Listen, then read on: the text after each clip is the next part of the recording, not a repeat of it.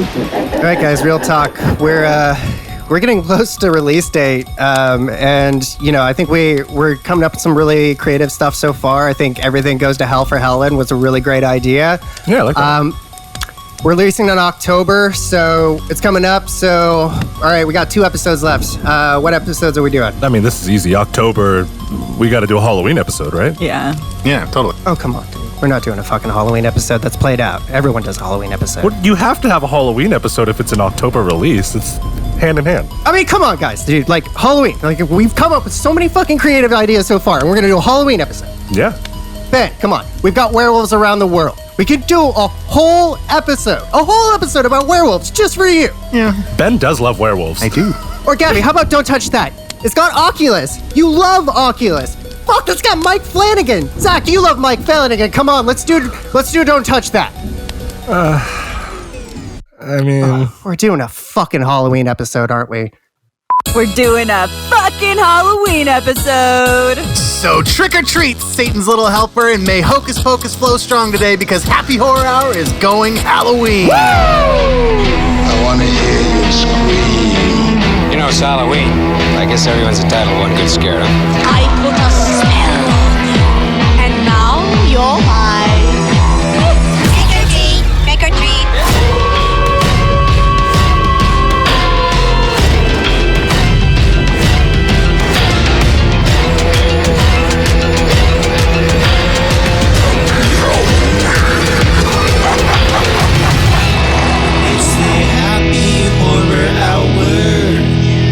Welcome in, everybody. This is the Happy Horror Hour podcast. We're doing Halloween horror this week. We picked out 4 movies for you, all centered around Halloween. Most of them have trick-or-treating involved, but they all take place on Halloween night at some point. They are Hocus Pocus, Satan's Little Helper, May, and Trick or Treat. We are starting with Trick or Treat today. Fuck you. I just want to make sure that the title is correct, I want to be correct on the title. Trick apostrophe R treat. Trick or treat. No, I'm going to call this movie Trick or Treat. Along with Ryan Felipe. I swear I'm not the only one that calls him Ryan Felipe. That can't be. I'm not the only one that's wrong. All right, point for Matt. He's turned off early. Dude, speaking of starting off early, I love the whole nature special thing at the beginning. I was like, oh, come on. Like calling a porn tape nature special? That's fucking great. Is that what they called it? Yeah, that's what the porn tape was. It said nature special on it. So Trick or Treat was this great independent horror film. Supposed to have a big, nice, wide release in theaters in 2007. Got pushed for whatever reason. Came out in 2009, straight to DVD release, and had a huge cult following after its home video release. This movie starts off where we're looking at a couple on Halloween night, kind of cleaning up their decorations. As Matt pointed out, they put on a nature tape, which is actually a porno. It's the plumber. I can call plumber. And it's going to segue into about 4 specific anthology stories that all kind of cross over each other over the about 80-minute runtime. Here's what I thought was interesting to start this movie. It's Halloween night. You mentioned they just put on a porno to bang to, this couple coming home from their Halloween party. And the first thing that the girl does after she agrees to banging to the porno is she goes back outside to clean up the extravagant Halloween decorations for the holiday that she doesn't even like. Thank you for pointing that out because I could not stop thinking about it. Yeah. Nothing turns me on more than taking down Halloween decorations. Do you know how long that's how is there a limit? How many decorations are we taking down right now? It's Halloween night. I think she just wanted to take the sheets down because they needed it to fuck on. Oh, okay. Bondage sheets. I thought he was staying up there just edging for 2 hours while she cleans up. With my dick, I'm gonna put my dick in. I'm gonna put my dick in. So the first point of view that we see this movie from is behind the eyes of a perhaps child. At this moment, that's what we think. You get these great little Foley sounds of childlike breathing and noises. And that's actually this child, not so child, that we'll dive into. His name is Sam, and he's going to be our only through line for the entire film. Although you do see some characters cross by in the background, Sam is the consistent main line through the movie. And he's terrifying. He's just the cutest thing in the damn world. I love him. He is cool. He's fucking cool looking. That's incredible character design. Yeah, Absolutely. like that's one of those things where it's like, it's fucking criminal that there hasn't been a sequel. I mean, like there's been there's been sequels to so many movies. It's like, can we just get another anthology movie with Sam? Like, I just want to see Sam in more stuff. I love Sam. I love that they don't dive in at all to like what exactly Sam is or his history. I mean, this is a great use of like horror without all of the information. I feel like more movies need to do this with their main characters or their main antagonists. He's just there and you love him, and I feel like I know him and they told me nothing about him. That's good filmmaking. Good shit, right, Moroki? So yeah, this movie kind of just chugs right along. We get a quick death for her. She's removing sheets off of they set up like cross posts to make it look like ghosts are in the yard, and she's removing sheets. So you get this great tension, like she's going to remove it and a killer's going to be there. They do a misdirect, which we'll talk about. This whole film is all about subverting expectations and misdirects. I think that's where they kind of play with the script in every part of the anthology. A lot of horror films, we get a lot of anthologies, right? Which is individual stories completely separated. They're vignettes. Not really, they're not really intertwined with one another, right? Right. But the way that they like blend all of these movies or all of these stories together, and the stories are actually, every single one of them is interesting and entertaining. With a lot of anthologies, you have a lot of flops and the occasional like, oh, that was pretty cool.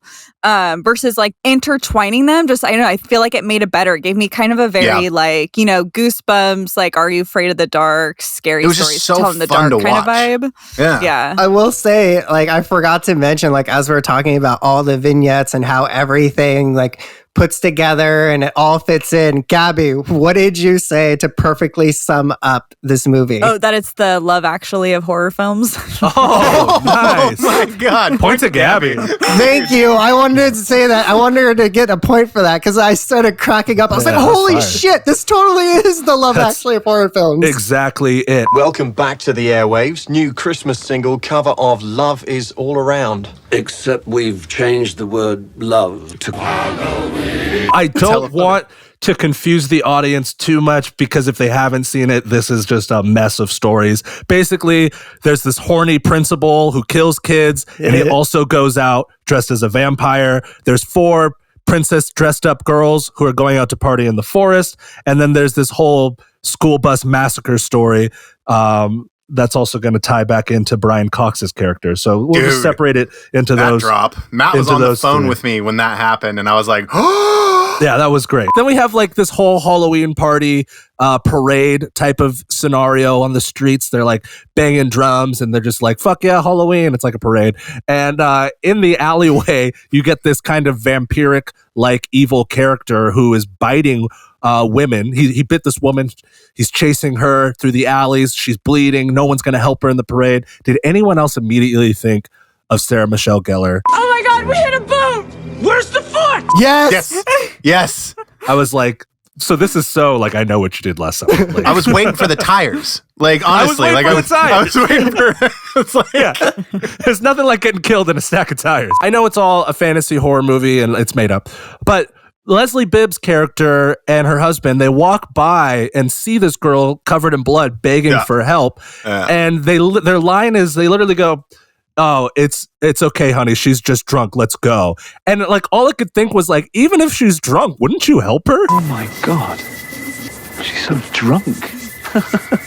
Like, this girl's like covered in blood. It like sets up this whole thing. It's like, no, you can just murder people on Halloween because, you know, people will just think that they're drunk and like, you know, the blood is fake. I was thinking that. I was just kind of like, man, you can really get away with whatever you want on Halloween. Apparently, nobody notices. And he sets her up next to these people that are just sitting there, like, just props her up and closes her eyes. I'm like, how the fuck is nobody seeing this? That's a theme on Halloween is when you kill someone, make sure you prop them up like in front of a house or in front of a store. Yeah. We'll get to that. Make it seem like they're a decoration. You're all good. Yeah. So we get this really dark, evil character who is masked at this point, who just bit this woman and killed her.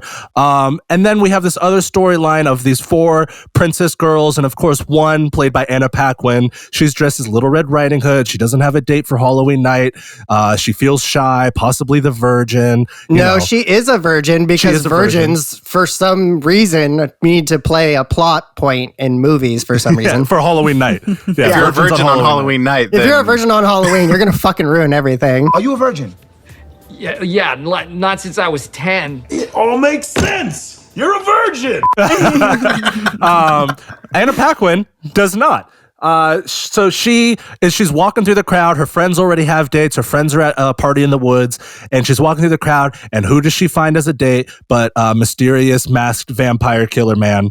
And he kind of just follows her out to the woods.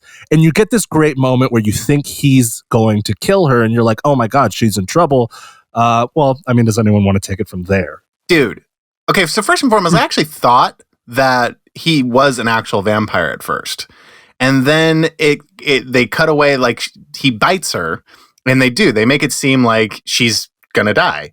And then all of a sudden he drops out of the tree with his leg mangled, and he's been attacked, and he's like, help me. And then the women are like walking around him, these princess girls are like, oh my gosh, like, are you okay? And then they pull out his fake vampire teeth. So he's actually human. Then they take off his mask, and you realize that it's the fucking principal guy. And then Wilkins. All fucking hell breaks loose. And these women start ripping their fucking skin off, and they're fucking werewolves. And I have Can you earmuff it for me? action right now.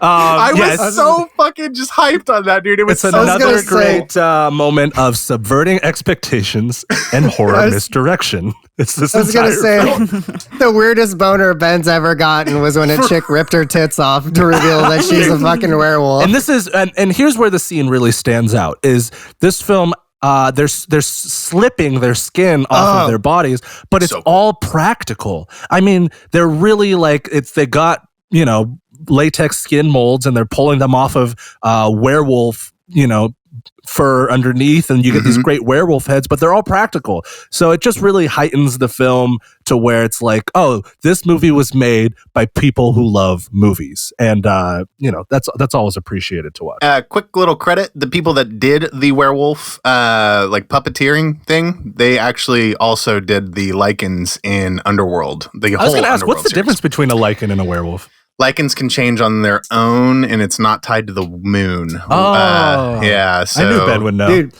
point for Ben. Like, that was like, you put him on the spot, and he knew. Good for him. That's my shit, dude. Not that this is going to make the show, but I did just have to really quickly mention in that werewolf scene, they're kind of rolling all of the bodies that they've killed to the center, and you just see, like, top left frame, someone's just rolling in this hot dog.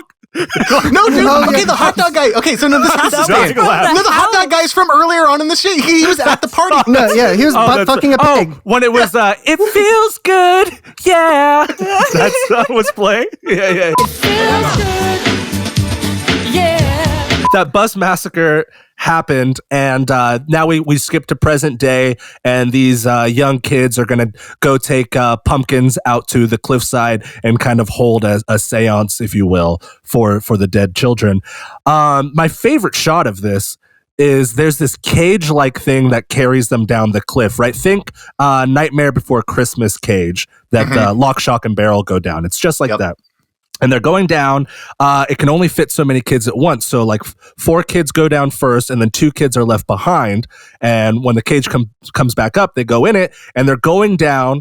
And I know this is also a misdirect, but just in that moment, you get to see the kids with their lit pumpkins down. All you see is the lit pumpkins. It's so black. And these 2 kids are trapped in the cage, going down very slowly. And one by one, the pumpkin lights go out. And there's just screams of terror that they're all dying. And like just in that little one scene, I'm like, fuck, that is like horror. Like that's horrific. Yeah. Just like slowly being pulled down to like it's death. Like you're going down to die. And there's nothing you can do about it.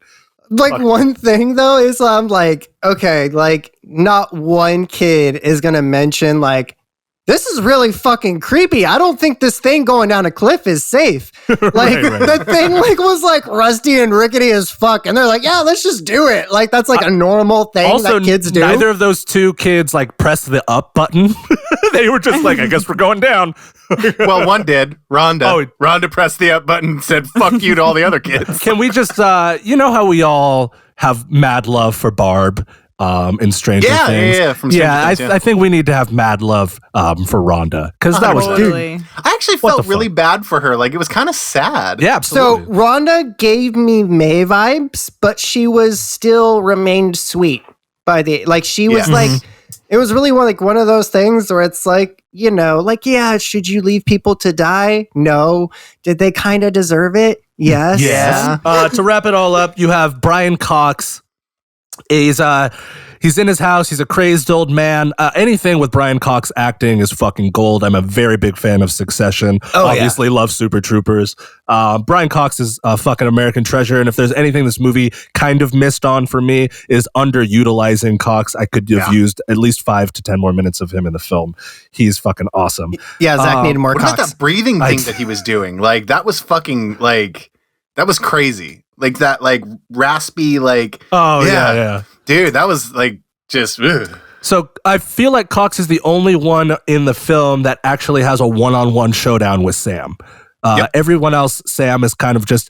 and we didn't mention it, Sam being the through line, the little pumpkin-headed child, he is just kind of sitting in the background of every death, of the werewolf death. The werewolf scene was so funny because he's so just cute. like, he's right there just like watching. It was like cute as fuck. He's just It's like, so don't cute. mind me, guys. He does have a showdown with Sam, which I think is really cool. If during that showdown, did anyone else notice that Sam's size changed like 3 times? Yeah, totally. I was like, oh, that's an adult man. Yeah, that's an adult man that got slammed into that wall for sure. That was not a child. That's not a tiny It's little like kid. Kane Hodder was like fucking one of the... Like, And then, and like when he's up on the roof too, like when he's on the ceiling, that is a man. That is not a child. That's not your mother, it's a man, baby! But that scene is still creepy as fuck. It is fucking awesome.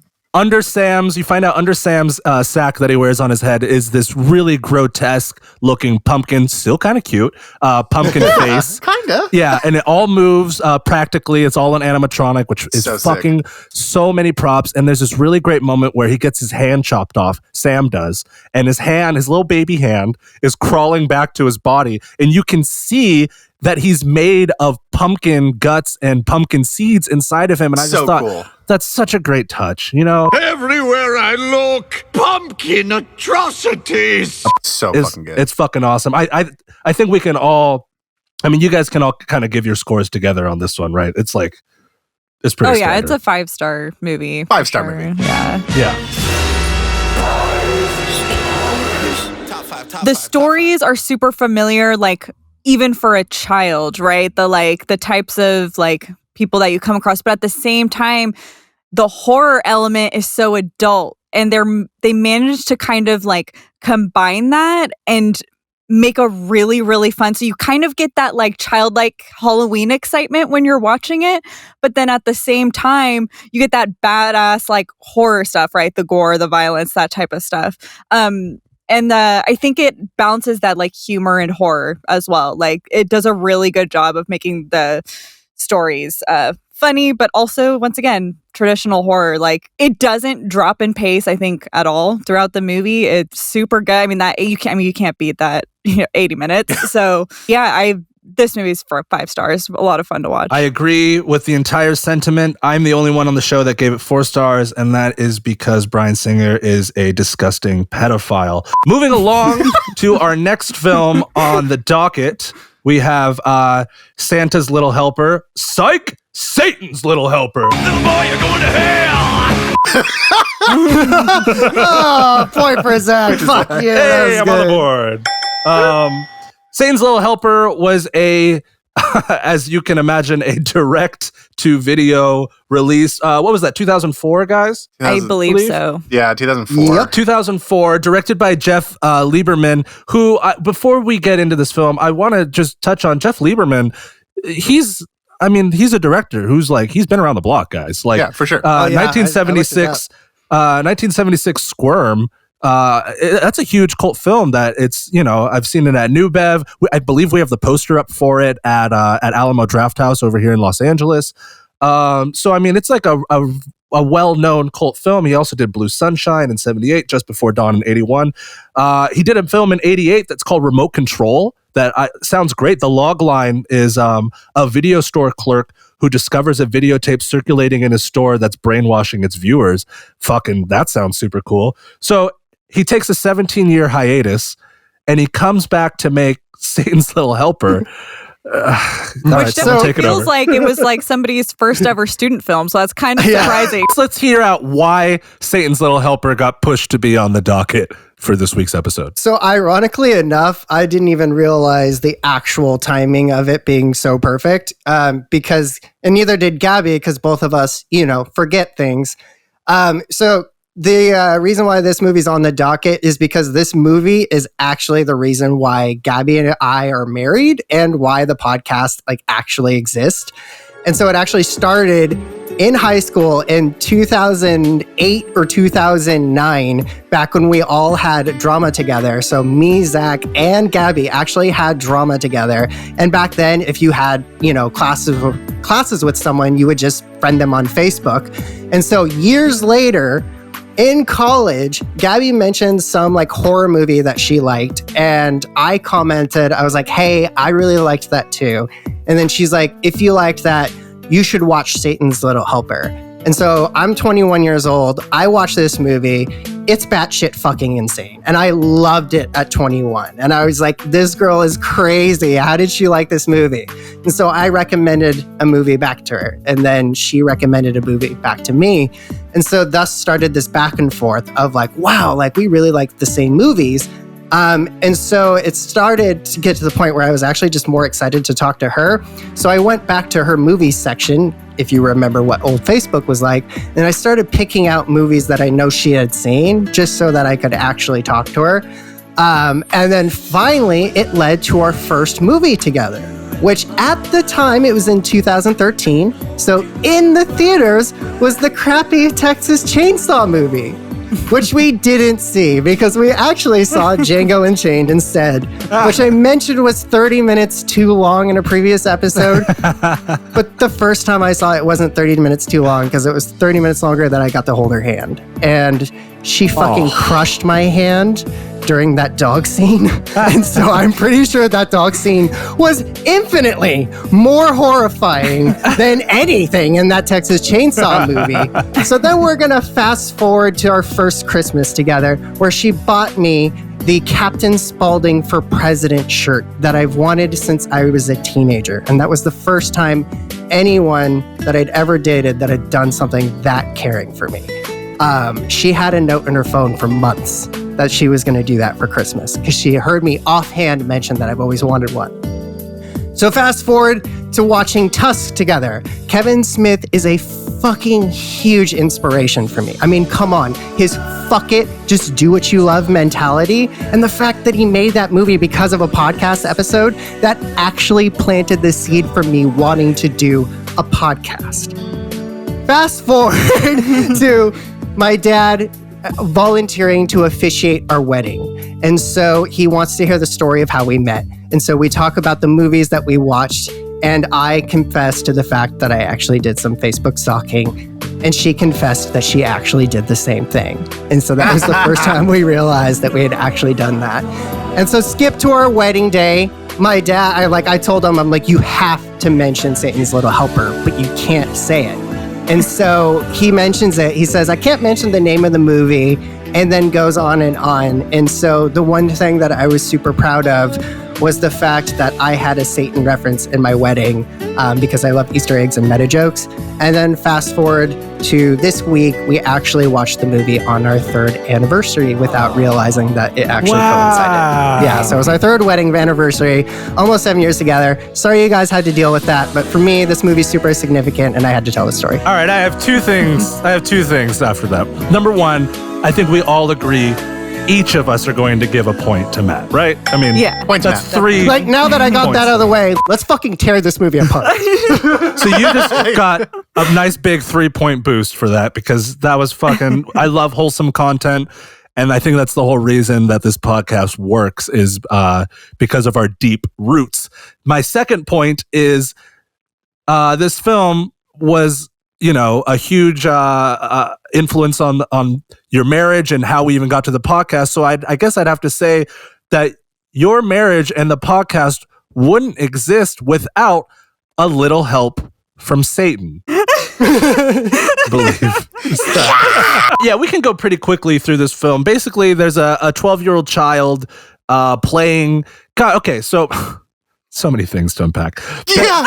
He's playing this game called Satan's Little Helper, where you're also a child in like a shopping cart, and Satan's pushing you around, and you're just like fucking up the world, and you're helping Satan, right? That's Which the is game like a he's playing. Flash game from like 1993 What the or fuck something. was he playing that on? I mean, they built it for the movie.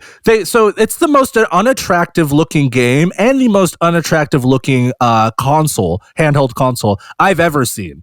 Like, I don't know. It was what the hell offensive that to the eyes. It made me angry. Like, know I what was that like was? legitimately What angry. was it? I was like Do you trying know to what figure that it was? out. That was, I don't know if you guys remember when Palm Pilots were a thing, but Palm that was Pilot, that's what I thought that it was a Palm Pilot turned sideways. Sideways Palm Pilot. The Satan guy, he shows infinite patience for this kid. That is true. Which means That is true. the Satan's dad fucked up so bad that not only did he create a murdering psychopath, but a murdering psychopath that feels like he needs to be a better father figure than his own dad.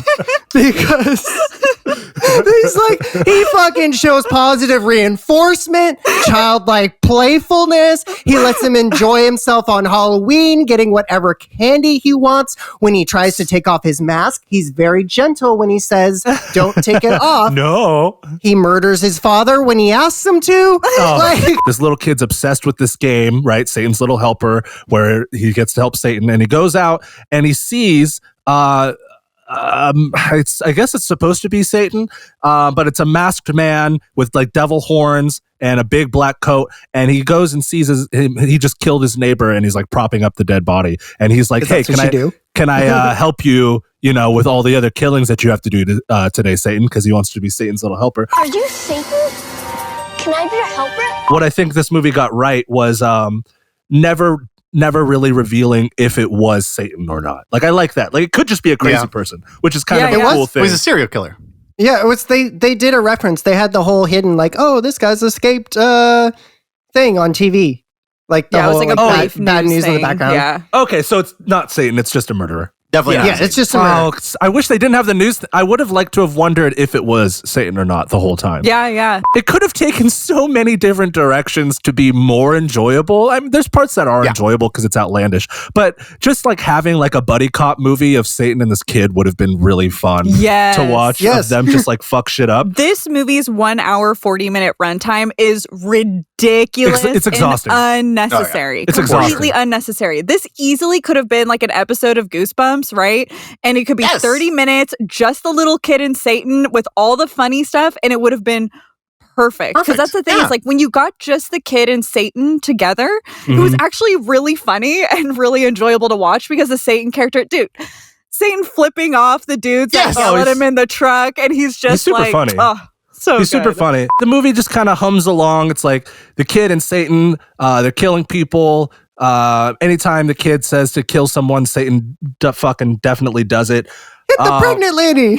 Yeah. Dude, that shit made me laugh so hard. There's this shopping cart scene where after they steal everything, the kid gets in the shopping cart and Satan pushes him, and they're like joyfully going along. And the reason why I like that scene so much is it totally reminds me of something my dad would do, like as a kid. Like my dad is Minus still the hitting a pregnant woman with a shopping cart. Well, love you, Dad. But no, that's totally something he would do. He's still the kind of person that pushes the cart and puts his feet up, and he's in his 50s. And so, like, that totally reminded me of it.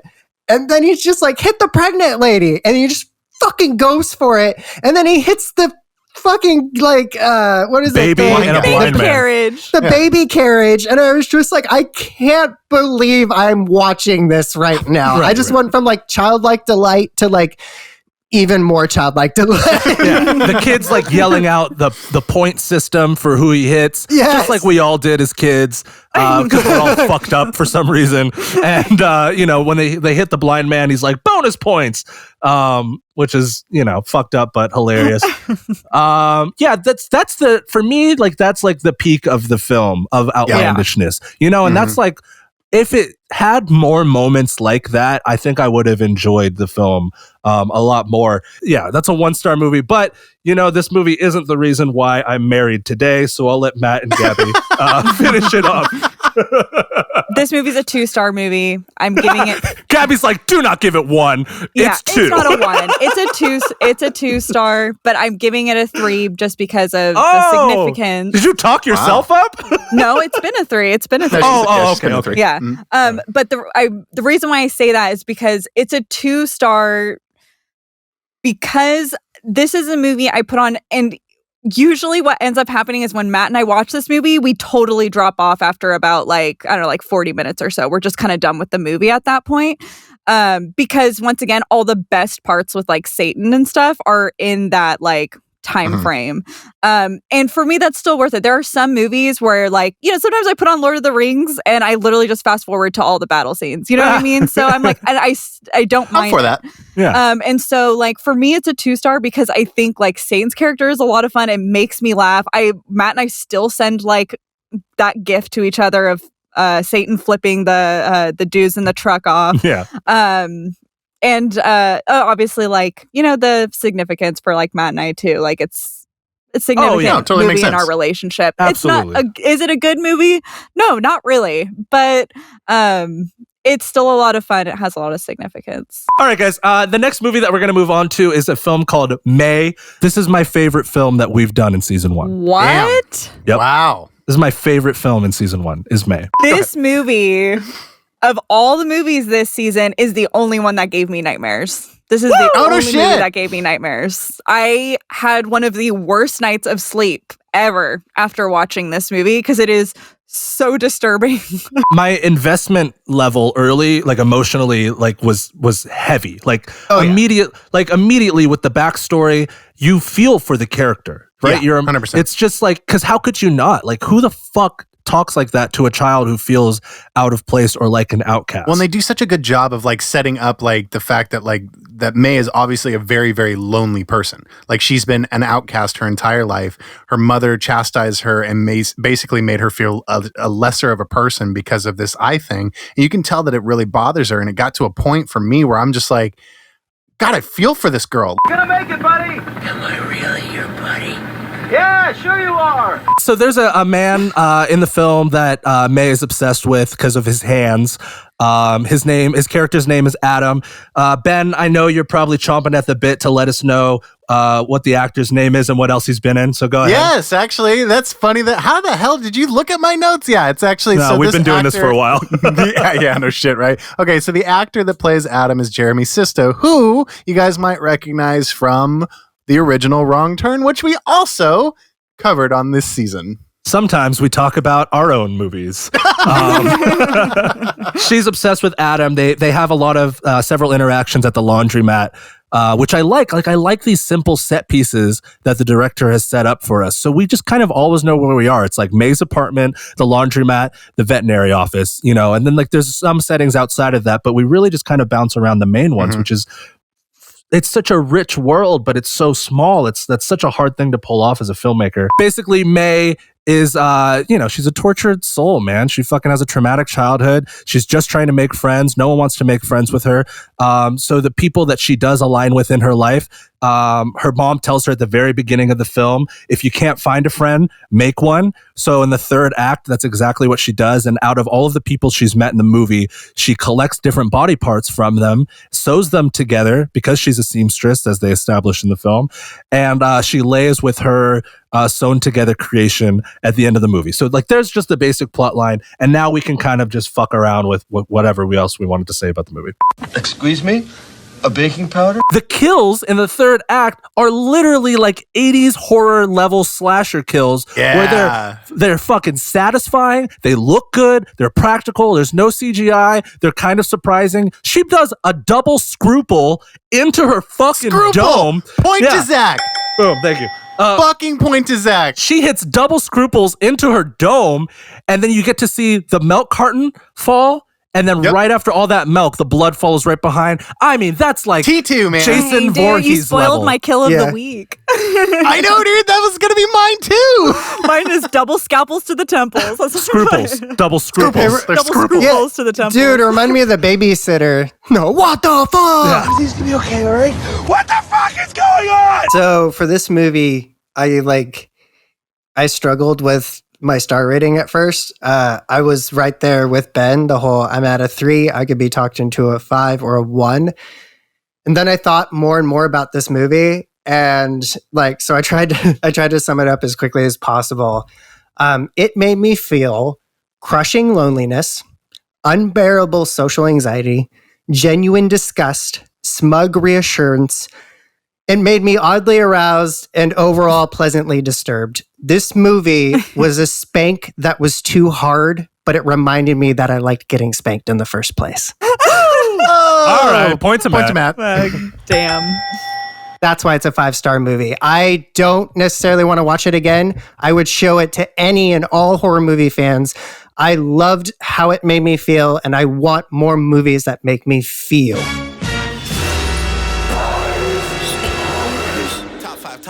I originally gave this movie a 3 because it was so disturbing. And I was telling Matt, I'm like, that movie scared the crap out of me. I couldn't sleep. I was like, but I can't watch it again. Like, I can't. I was like, is it right for me to give a movie, higher than a 3 if I don't even want to watch it again, right? Because it was just so disturbing. But at the same time, like after kind of hearing you guys talk about it, I was like, this movie is a 4. Like, it's incredibly well crafted. It's super well put together. I would require a lot of horror fans to watch this movie, even if it makes you uncomfortable. The reason it's a 4-star movie, and I agree with Gabby, I would not go back and watch this movie ever again.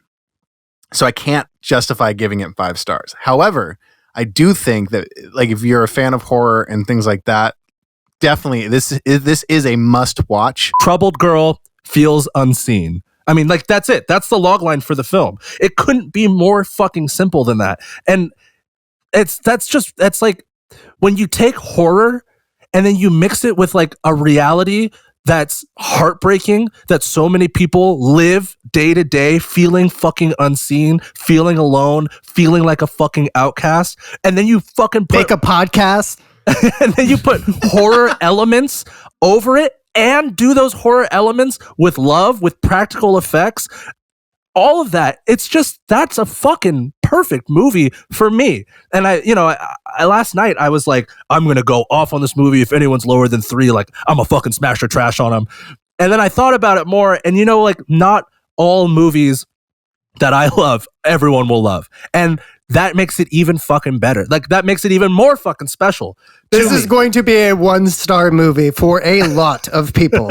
Yeah. Like, exactly. Like, how I was fighting for people to watch Life Force because it's just wacky fun. This one, I would defer the opposite, and I would say, you know what? It's really not for everyone. It's not. It's like, if you love horror, highly recommend it. There's so many complexities to these female characters that I don't think horror gives enough to female characters. They usually make them so one-dimensional. They're either an object or they're the final girl to save the day. But with May, it's like, how do you root for her when she's killing people? Well, she's had a traumatic past. It's like these layers of complexities that you have to kind of unpack for yourself that they don't give a lot of female-led driven films to. So I don't know. It's fucking awesome.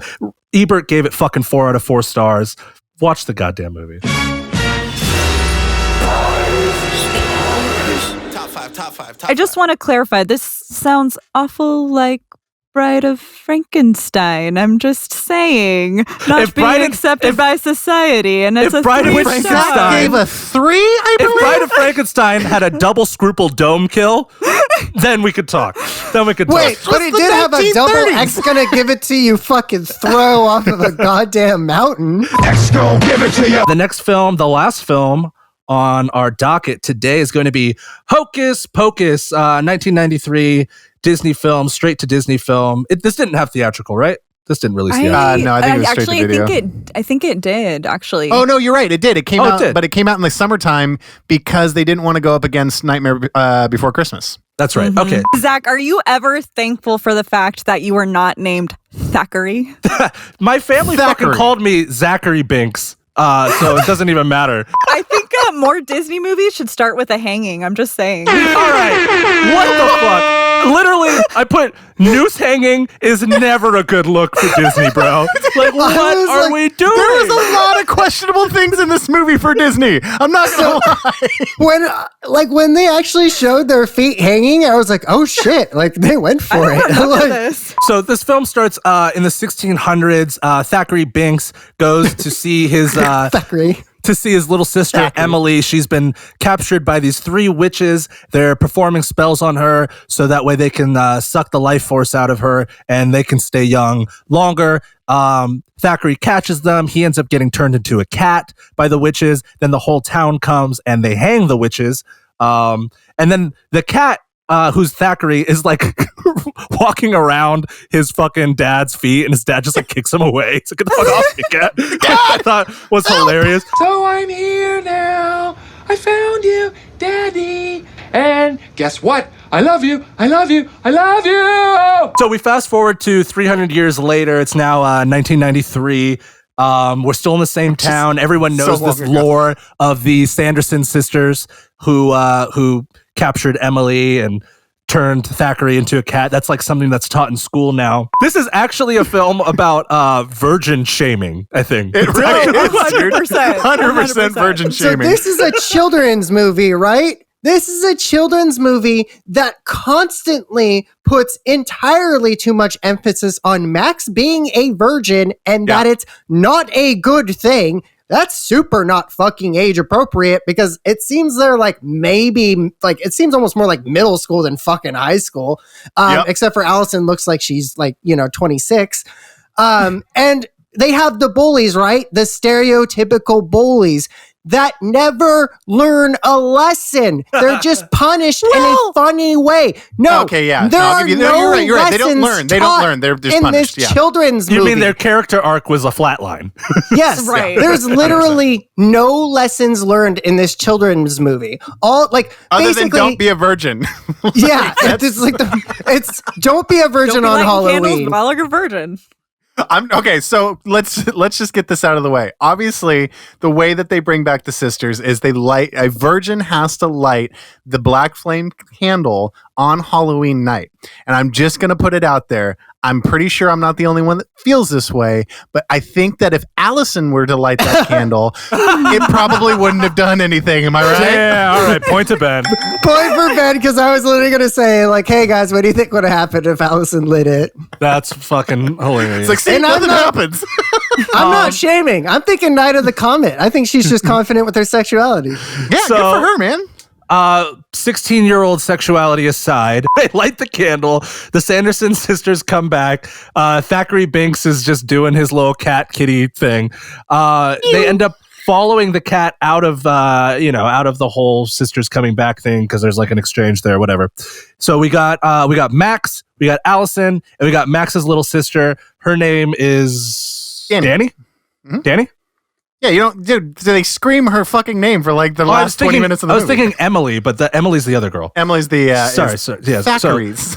So we got Max, Allison, and Emily. Max just lit the candle. Sisters come back. They run out of the weird little cottage where the sisters came back, and then we get this strange the sisters do exposition, like Bette Midler does exposition, and then they switch over to the scene and the talking cat gives a good 5 minutes of exposition. And I was like, wait. Okay. I have so many questions on top of you guys explaining the plot of the film, but mainly, if the cat could talk this whole time, why didn't he talk to his dad? Okay, no. There is an unspoken explanation to this, and it's the fact that you have to watch the movie from the lens of he only speaks to people that are involved with the magic portion, and he's only able to speak to them because they lit the candle and brought the sisters back. I mean, with over 10 minutes of exposition at the end of the first act, they probably should have said that. he probably should have been like, you are probably wondering why I'm talking to you. It's because you also lit the magic candle and we're all part of this magic now. There are a few things that I have to know that still don't make any sense to me. Like, you really believe in magic? Of course, it's that classic kid adventure of they let the witches out and now they have to find a way to burn them the fuck alive in a furnace in the school. What? Yes. That's where this is going. Listen, not enough dark Disney movies. Let's bring it on, yo. It's so casual. Did anyone toughen these kids up? For me, I want to make this cut for our social media.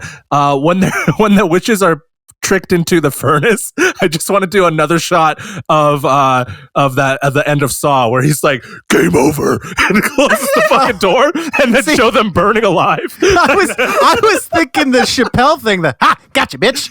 Like, that's what I was thinking. I was thinking like Ghost of Mars soundtrack, just like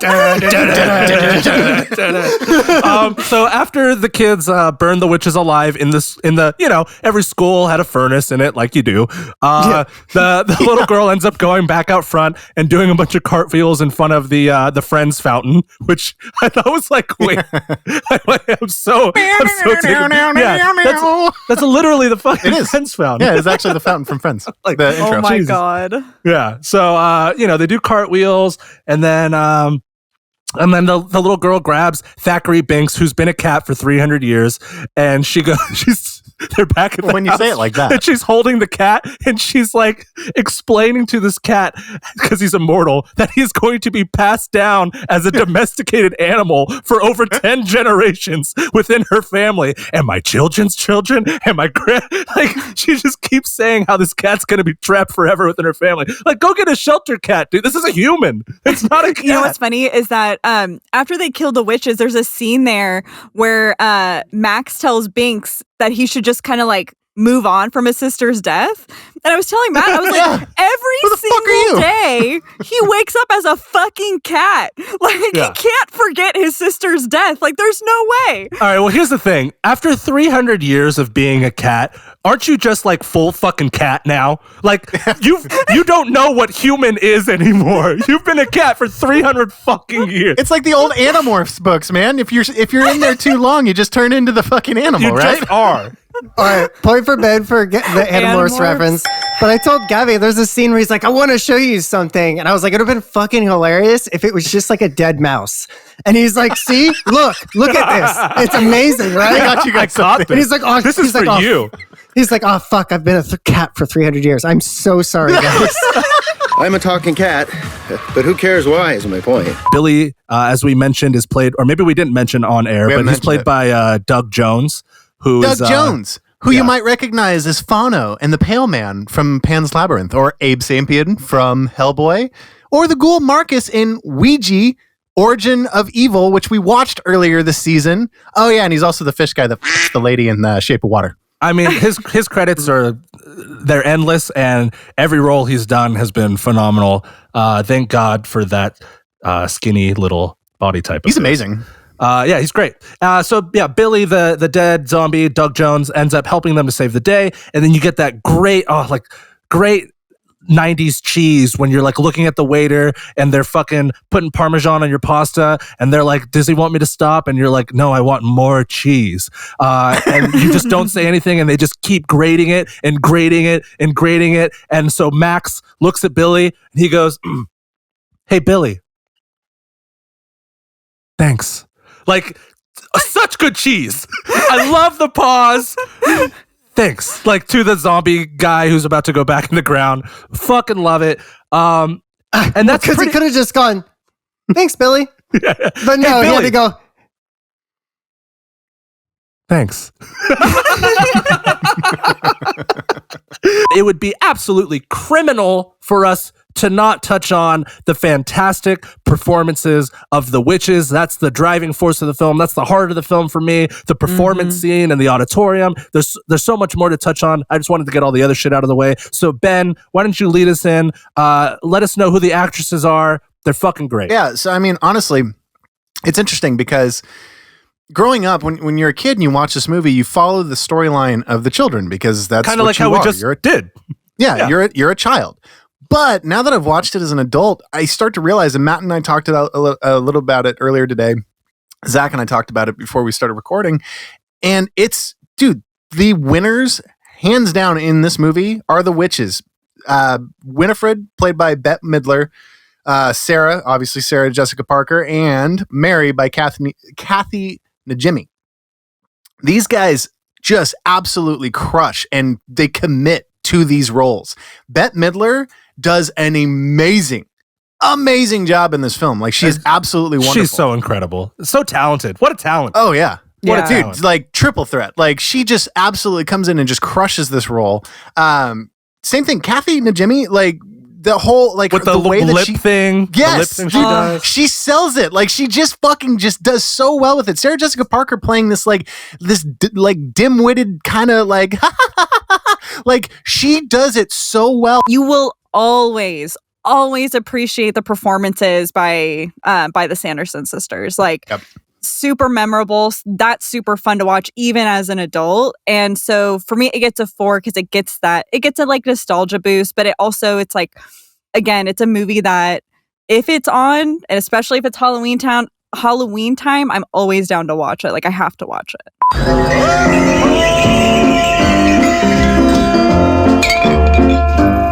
This is the last call for alcohol this evening. Drink up, drink up, drink up, and order again. All right, guys, you know what time it is. The lights are coming on. It's time to order your final drinks and then get the fuck out of here. So, we are going to start with our kill of the week. Right. Kill of the week. I don't... We're like this week was 10 tough. episodes in. Still a question mark. No. The reason is because this week was kind of tough as far as kill of the week. It kind of was. Like, I feel like there was still a good amount of death in this week. No, for sure. There's definitely a lot of death. But as far as we're coming off of Jason X and you know what I mean? Like, goodness. There's some serious kills that we just and like this one, it's. I just want to point out that Hocus Pocus and May have the same death count. I'm just saying. Wow. Yeah. Point to Gabby. That is interesting. That's great research. Oh shit! Can we do the kill of the week? The fucking Sanderson sisters getting fucking hung. No. That's Ben's numb. Not technically because they didn't die. Well, no, they died. No, they did. And then they came back. Well, they came back. They even said they were dead. All right, yeah, see, who's starting off kill of the week? I'm going to get mine out of the way just because it was already brought up. It's in May. The double scooples to the double to the scoople temple. dome. So that was insane. So double good. scoople dome by Doug Dimmadome. Come on down to Doug Dimmadome. Doug Dimmadome. Come on down to Doug Dimmadome. That kill's a great kill. I mean, 2 scalpels to the fucking skull, blood pouring down with milk. Gabby, fucking phenomenal nomination there. I think Satan's little helper with the kill him and rip his guts out to his dad, and then he literally dies. I'm really happy you brought that up whoa! again because we didn't get to touch on it when we were on the segment. So yeah, please, explain more what happens in that kill. Yeah. So at this point, we're kind of figuring, the girl had figured out at this point that, the guy in the Satan outfit isn't the boyfriend or whatever. And the dad had come home and, he's all like, oh yeah, I'm the cool dad and everything like that. And he fucking goes off into the kitchen or whatever to do something, and Satan's sitting there, and then the dad walks back in and the kid's like, kill him and rip his guts out, and then he just turns and fucking stabs him and rips his fucking stomach open, and wraps him takes around his the chair. intestines out and wraps them around something and ties a fucking knot. I was like, okay, kill the week, Nom. Yeah, and I have to say, did anyone else think the dad was just like a Kmart version of Robert Davi? Was that Oh my God. Dude, yeah, totally knockoff. All right, so my kill of the week is actually from Trick or Treat. Shocker, because this is my favorite fucking movie that we watched this week. And it's gonna be the werewolf killed. It's where fucking Ben has such a boner for fucking werewolves. I was so confused at this scene because I was so hard and so terrified at the same time. It was so fucking awesome. Just like Anna Paquin changing you had the music. It just worked for me. And then she fucking kills this asshole that's murdering kids. I'm for it. That's my kill of the week. My kill of the week is it's the most horrific thing you could do. I don't know how this wasn't nominated. A young girl had her fucking soul sucked out of her in front of her brother while her brother watched her soul get sucked out of her, and she's actually dead. She doesn't get to come back. She's just dead forever. Emily from Hocus Pocus. That is my kill of the week. It's so brutal. Are you kidding me? Dude, I wanted to say it, but I was like, no, nobody's gonna go for that one. And I was like, no, you're so right. It is so badass. No, fuck that, dude. I want to go out getting sucked to death. They're all great nominations. Honestly, I think it's got to be May. Yeah, that's such a good kill. It's very memorable. It's so brutal. It looked good. That's what we're gonna go with here. Oh yeah. Give me that cocktail of the week. Our last segment of the show, we're going to do cocktail of the week. This week's cocktail, we're going to build around a Halloween theme, trick-or-treating theme. What's the best cocktail that you could have on Halloween night? Hopefully one day through our journey on Happy Horror Hour, we can build you the best horror cocktail from all the movies we've watched. But tonight it's going to be Halloween. So who wants to start this one off? I know Gabby's got a gingivitis. I have a gingivitis. I do too. Okay, so Ben, do you want to start off? No, I feel like I should probably go last so that I can close this bitch out like a fucking professional. All right, I'll go. All right. Bringeth a cauldron to a full rousing bubble. 2 drops oil of boil.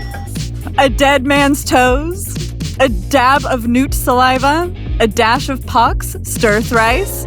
One final thing and all is done, add a piece of thine tongue. And you can throw in a bottle of vodka or something. But yeah, it's called a life potion.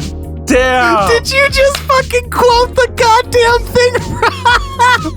So for mine, you want to start with an extravagant amount of feline abuse. You want to run it over with a bus, smash it on the head with an ashtray. But really the best way to get those juices out is just bash its fucking head in against a wooden board. Squeeze in all those juices over some crushed glass. You want to stir in with Gatorade and then garnish with a razor blade on the rim of the glass. And you have the I Love Pussy Razor Julep. Oh, damn. Point for Zach. I thought you said that was gingivitis. That was not gingivitis. Yeah, that's pretty good. So this one is actually one that you can make because, once again, I brought the sentimental value. So my drink has sentimental value. So this is in the vein of 1 bourbon, 1 scotch, and 1 beer. So you're going to have 1 glass of champagne, 1 rum and Coke, the rum being Zaya rum, non-spawn, and Mexican Coke. And then 1 shot of French absinthe, because that's what I drink on my wedding night, and it's called the Satan's Little Help Me. Aww, I love that. All right, so you're going to take 1.5 ounces of perfect body parts from several individuals who have wronged you. You're going to take 1.5 ounces of the tears from a little boy's eyes who realizes that he just got his dad murdered.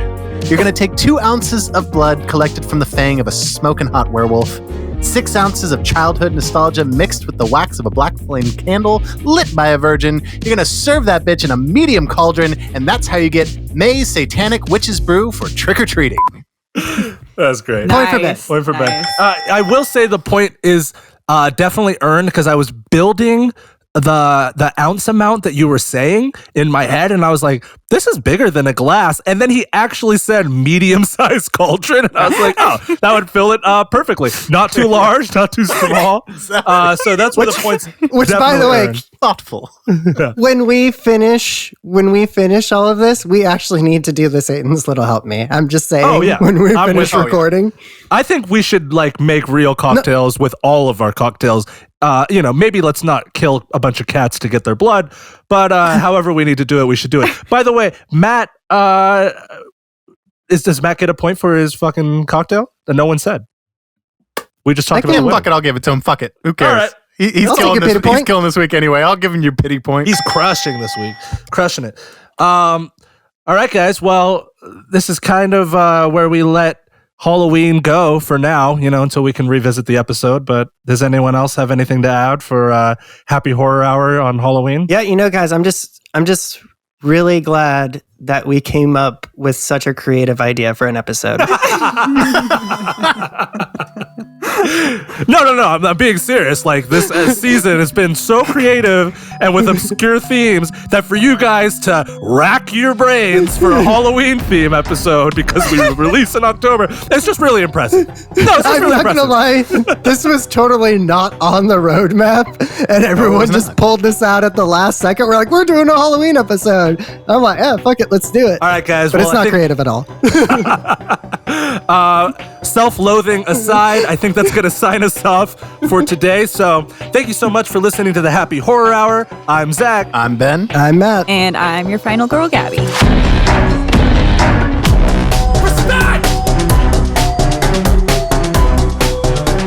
I was thinking it was like, more like Whose Line Is It Anyway, where when you're actually funny or good, you get a point. Wow. That wasn't even funny. That just hurt my feelings, and I'm going to give you a point for it. Which, by the way, I was totally fucking with you. That was not meant to be me. I went to go write down your point, but instead just a tear dropped and filled in the ink anyway, and that's just fine. Point for Zach. There you go. Oh, that was fucking good. I'll take your pity point. I'll take that pity No, point. dude, you broke me on that one. This fat